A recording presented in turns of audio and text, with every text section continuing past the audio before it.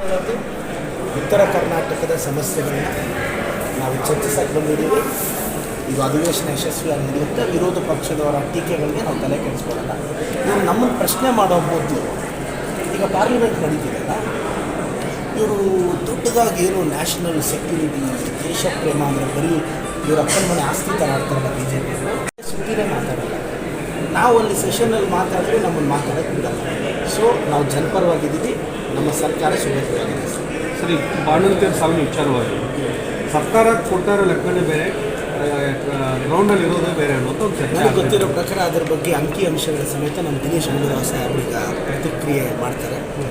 ಖಂಡಿತವಾಗೂ ನೋಡಿ, ಯಾರೇ ಆಗಲಿ ಸರ್, ಸರ್ಕಾರಿ ಆಸ್ಪತ್ರೆಗಳಲ್ಲಿ ಬಡವ್ರ ಪರವಾಗಿ ನಡೀತೀವಿ. ಸರಿ, ಇದ್ರ ಬಗ್ಗೆ ಖಂಡಿತವಾಗೂ ತಪ್ಪಾಗಿದ್ದರೆ ತಪ್ಪೇ. ಅದೇನಾಗಿದೆ ಅಂತ ನಮಗೆ ಬೆಳಕು ಬರಬೇಕು. ಚಾಮರಾಜನಗರದ ಆಕ್ಸಿಜನ್ ದುರಂತದಲ್ಲಿ ತಿರೋದ್ರಲ್ಲ, ಅದ್ರ ಬಗ್ಗೆ ಬಿ ಜೆ ಪಿಯವ್ರು ಯಾಕೆ ಬಾಯಿ ಬಿಚ್ತಿಲ್ಲ?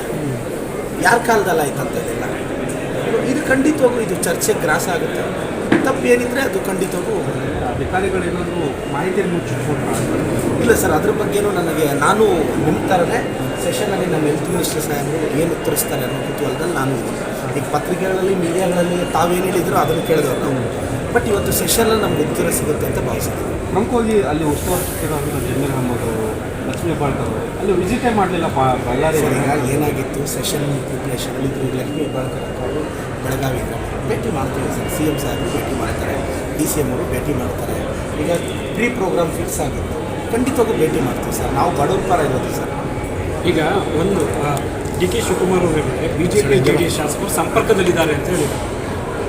ನನಗಿರೋ ಮಾಹಿತಿ ತುಂಬ ಜನ ಬಿ ಜೆ ಪಿಯವರು ಜೆ ಡಿ ಎಸ್ ಈ ಕಡೆ ಬರೋ ಸಾಧ್ಯತೆ ಇದೆ. ನನಗೂ ಒಂದು ಇಂಟರ್ನಲ್ ಇನ್ಫಾರ್ಮೇಷನ್, ನನಗೂ ಸ್ನೇಹಿತರು ಸಿಗ್ತಾ ಇರ್ತಾರಲ್ಲ, ತುಂಬ ಜನ ಜೆ ಡಿ ಎಸ್ ಅವರು ಬಿ ಜೆ ಪಿಯವರು ಬರೋಕ್ಕೆ ರೆಡಿ ಇದ್ದಾರೆ. ಮತ್ತು ಇನ್ನು ಬಿ ಜೆ ಪಿಯವರು ಜೆ ಡಿ ಎಸ್ ಅವ್ರು ನನ್ನ ಮೇಲೆ ಬಿದ್ದುಬಿಡ್ತಾರೆ. ಹೆಸರು ಕೊಡೋಕ್ಕೆ ಹೇಳಿ, ತಾಕತ್ತಿದ್ರೆ ಹೆಸರು ಬಹಿರಂಗ ಮಾಡೋಕ್ಕೆ ಹೇಳಿ, ಹಂಗೆಲ್ಲ ಬಹಿರಂಗ ಮಾಡೋಕ್ಕಾಗಲ್ಲ ಸರ್. ನಮ್ಮ ಡಿ ಕೆ ಸಾಹೇಬರು ಕೈ ಹಾಕಿದ್ರು, ಒಂದು 8 ಜನ ಬರ್ಬೋದು ಈ ಕಡೆ. ನಿಮ್ಮ ಜೊತೆ ಯಾರಾದರೂ ಇದ್ದಾರೆ? ನಾನು ಅಷ್ಟು ದೊಡ್ಡದನ್ನಲ್ಲ ಸರ್. ನನ್ನ ಕ್ಷೇತ್ರ ಆಯಿತು, ನಮ್ಮೂರಿಗೆ ನಮ್ಮ ಶಾಸಕ ಆಯಿತು, ಆತ್ಮೀಯರು ಇದ್ದಾರೆ ಕೆಲವರು ಅಂತ ಹೇಳಿ. ಎಲ್ಲರೂ ಆತ್ಮೀಯರಿದ್ದಾರೆ. ಅವ್ರಿಗೆ ಏನಾಗಿದೆ, ಕೆಲವರು ಬಿ ಜೆ ಪಿ ಸ್ನೇಹಿತರು ನನಗೆ ಕ್ಲೋಸ್ ಫ್ರೆಂಡ್ಸು.